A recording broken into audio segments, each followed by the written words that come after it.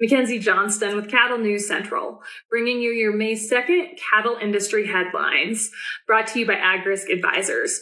They provide risk management programs to livestock producers all across the West. Whether you are concerned about price or weather risk, AgRisk Advisors, they are here to help.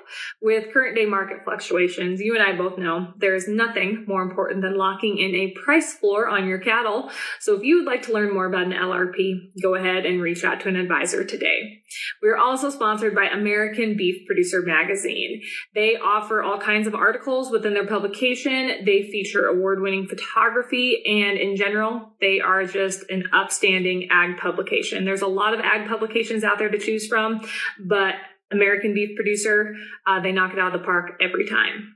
Their most recent issue, their May issue, is now available. I encourage you all to check that out.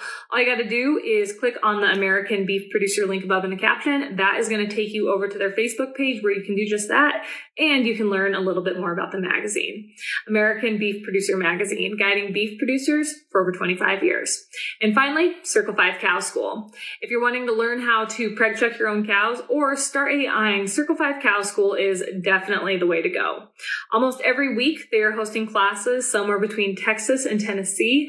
If you would like to check out their schedule, head on over to circle5cowschool.com. That is the number 5 in there, or you can go ahead and just give them a follow on Facebook. The New York Post has reported that the New York Times recently published an article stating that America is in the middle of an identity crisis as so many Americans are turning to a vegan lifestyle and ditching meat, beef specifically. Unfortunately, this statement is completely untrue, as in 2021, Americans ate an impressive 58.6 pounds of beef per person. Companies like Beyond Meat and Impossible Foods seem to be weaseling their way onto fast food and restaurant menus across our country, but consumers have yet to jump on the bandwagon of fake, chemically packed meat, and I don't see them doing that anytime soon. The New York Times article cited a 2019 Gallup poll where 1/4 of respondents claimed to eat reduced levels of meat. But if you talk to restaurant owners, people's true taste are on display for all to see. Steakhouses in New York City, they are thriving, and they're also adding locations because of demand. These restaurants' highest demand meat dishes include a Wagyu strip loin for $115 and a veal parmigiana for $85. According to Mark Pastor, president of Pat LaFreda Meat Purveyors, they sell to places like Porterhouse and Shake Shack. That company, their red meat sales are increasing year after year, anywhere from 10 to 15%, and that is per year. Pretty incredible. It might be a tough pill for the woke and elite crowd to swallow, but it looks like beef will remain king when it comes to consumers' favorite picks. The Washington Post has reported that according to the USDA's Food Safety and Inspection Service, about 120,000 pounds of ground beef products sold in stores across America was recalled last week due to E. coli contamination. The beef products were produced between February 1st and April 8th, and they were under a number of different brand names such as Thomas Farms, Weiss, Nature's Reserve, and Marketside. They were sold at stores such as Target, Walmart, Weiss Markets, and other grocery store chains across the country. Inspectors discovered the problem during a routine testing of imported products. So this headline that is giving our beef industry a black eye, I saw it on Good Morning America. It was on Yahoo News about this fairly significant recall of beef. This is because of imported beef. What a thought. So far, no cases of E. coli have been reported from the contaminated beef, but the USDA did report that this particular strain of E. coli can cause illness up to 8 days after consumption. So we could still see a spike in illness. This update is also sponsored by 4T Ag Insurance, your go-to contractor for ag insurance. The folks at 4T Ag are dedicated to providing you with insight, information, and alternative risk solutions that are custom fit to your business and personal needs. They offer both crop and drought insurance, and they offer LRPs for both fed and feeder cattle. If you'd like more information, head on over to their website, www.4tag.net. That is the number 4, TAG.net. Drovers has reported that the USDA has increased their forecast for consumer food price inflation, just what we need. All food and grocery store prices are now expected to increase 5 to 6%. That is up 0.5% from the forecast that was predicted back in March.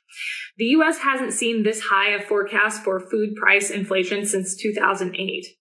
The 20-year average for food price increases is 2.4% for all food and 2% for grocery store prices. Compared to a year ago in March, food prices were up 8.8% and restaurant purchases are up 10%. According to USDA, these increases are attributed to the war in Ukraine and recent increases in interest rates by the Fed. If you're wanting to purchase eggs, I encourage you all to go out and lay in a supply.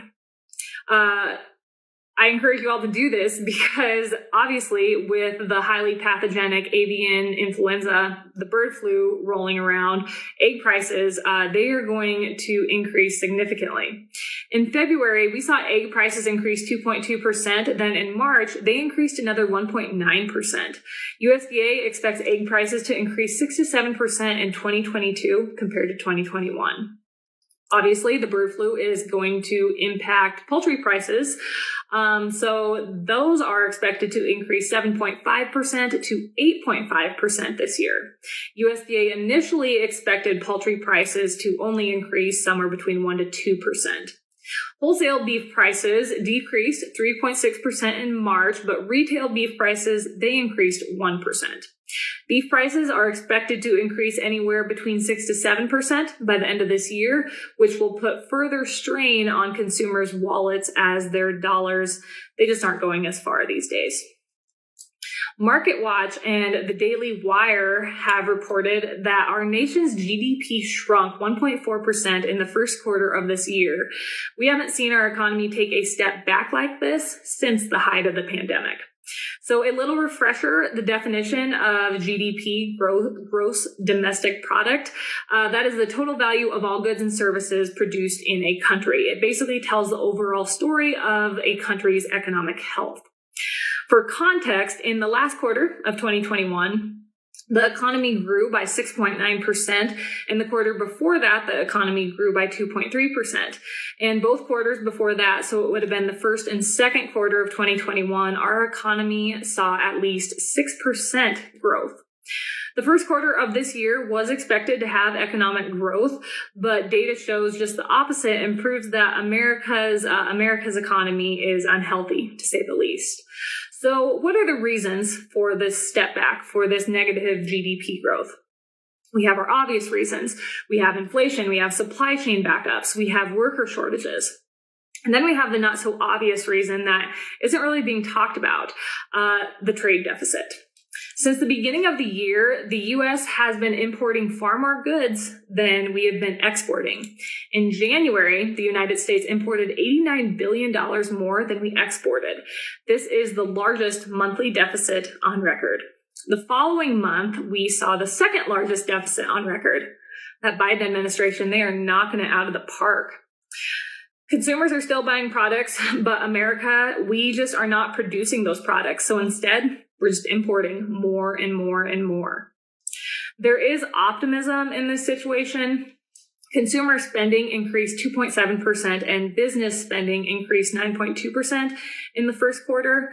This means that even though national economic growth slowed down, demand among the actual players, consumers and businesses, it is still relatively high, and those folks are still spending money. But I would compare this to this optimism to a person that has cancer, but they're still eating and exercising. That is what this little bit of optimism that economists are pointing towards. They feel that things are fine because consumers and businesses, they're still spending money, but yet our economy is going backwards. It is not a good situation, and we all know that. So with that being said, experts, they are warning that even though people are throwing money around as inflation gets worse and interest rates increase, that spending is eventually going to slow. So how is our great President Biden responding to this? Biden, he is blaming our negative GDP growth on outside factors, such as Putin's invasion of Ukraine and global inflation. But as we all know, Biden's policies are a key contributor to inflation. So it's ironic that he is now blaming inflation for our poor economic standing. He's blaming himself, and he doesn't even know it. Also, Russia and Ukraine, they were fairly small trading partners of ours before the war, and a lot of this new data on our economy comes from before the war. So pointing the finger at Putin is not a legitimate excuse at this point. The worrisome thing is that the next quarter, what that holds for our GDP growth, because by then the effects of the war will be factored into our economy. It's inevitable that our country is heading for a recession, despite the fact that our president continues to say that we don't need to worry about a recession. There has been multiple times that he has said that. According to economists, after 2 quarters of negative GDP growth, a country is then considered to be in a recession. So with that right there, we are cruising right towards a recession. We will be there in no time. That is all I have for you guys this morning. I hope everyone had a great weekend. I hope you all caught some rain. I believe it was on Saturday. Maybe it was Friday. It was either Friday or Saturday. We caught about 3 to 4 inches of rain. It was absolutely wonderful. Hope you guys caught some. I hope you got some beautiful weather. I will catch you guys on Tuesday. Have yourself a wonderful Monday.